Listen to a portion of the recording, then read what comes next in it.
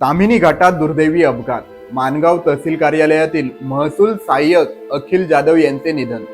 ताम्हिणी घाटात झालेल्या भीषण दुचाकी अपघातात माणगाव तहसील कार्यालयातील महसूल सहाय्यक अखिल रमेश जाधव वय 33 यांचे आज सकाळी दुर्दैवी निधन झाले आहे. मिळालेल्या प्राथमिक माहितीनुसार अखिल जाधव हे पुणे जिल्ह्यातील मुळशी तालुक्यातील नेरेगावचे रहिवासी होते. ते यमा FZ MH14 JZ 7009 या आपल्या दुचाकीवरून प्रवास करत असताना ताम्हिणी घाटात त्यांची दुचाकी घसरून स्लिप झाली आणि त्यांचा अपघात झाला.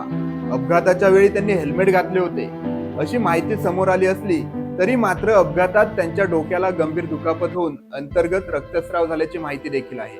अपघातानंतर सकाळी 8:30 ते 9 वाजण्याच्या सुमारास त्यांना उपचारासाठी माणगाव उपजिल्हा रुग्णालय येथे आणण्यात आले. मात्र गंभीर दुखापतीमुळे उपचारापूर्वीच त्यांचं निधन झालं.